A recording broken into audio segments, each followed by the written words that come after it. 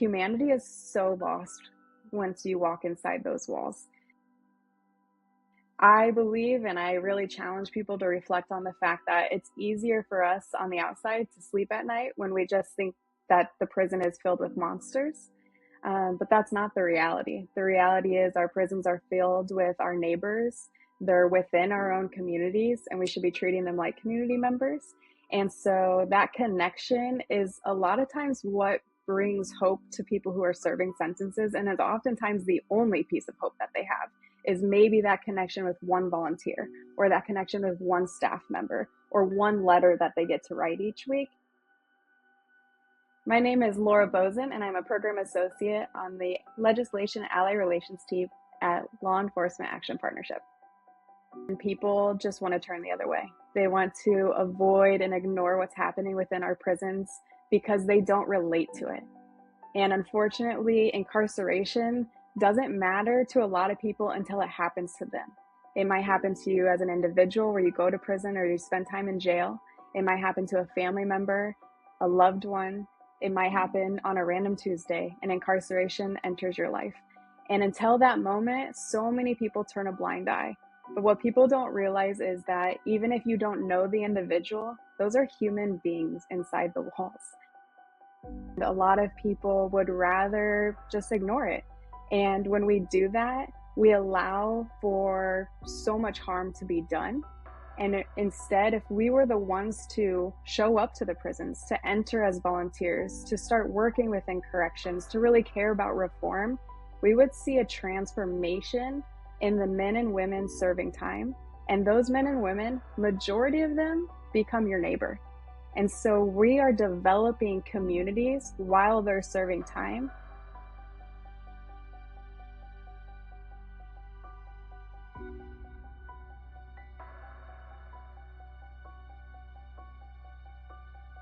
When I worked in corrections, I actually started as a volunteer. So I was volunteering at a federal women's prison.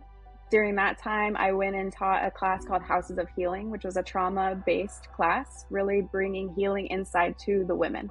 And then at the same time, I was also partnering with a local county jail, and I was taking origami in with my college students. We focused on mindfulness, bringing hope and joy back into the jail while individuals waited their sentence or awaited departure to prisons. Then when I made a move to South Dakota, I actually started working inside the prison full time. I knew that was a passion area of mine, and I wanted to get inside the walls for a permanent position, and so I took a job as a GED teacher.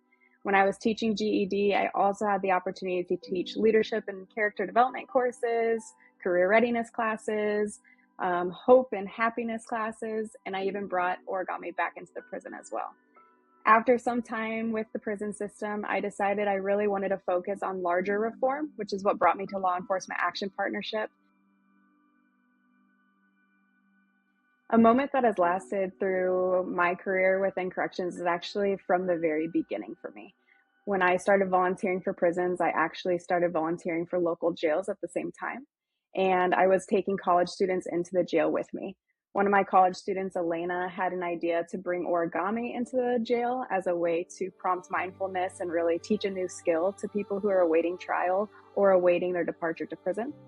And when we first brought it in, the staff there, the officers kind of chuckled. The lead officer, Josh, was like, I don't know that this is going to be received very well. It's origami. But we tried. And he said, the way you'll know if it's successful is if the next week more come or if half the room is empty. And so the first week we did it, we did have some grumbling and they weren't really sure what to expect. And we taught how to fold an origami crane. The next week, more came. The next week, more came. And soon enough, we understood that our program was successful.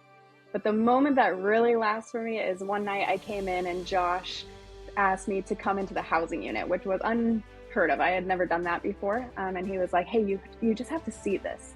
And I was like, what on earth could I need to see within the housing unit? We're always in this classroom. And I followed him and he showed me a door and there was a window on it. He said, hey, look in there. So I looked in and not really knowing what to expect, I just scanned the room. And then my eye caught an origami crane. And then when I scanned, I just saw the entire tier was filled with cranes. And so these men who we thought were going to laugh at this program were actually in their free time making origami cranes. And they were using those cranes as hope, and they were using as decoration for their housing tier, and it was completely filled. It continued on as kind of that beacon of hope within our program.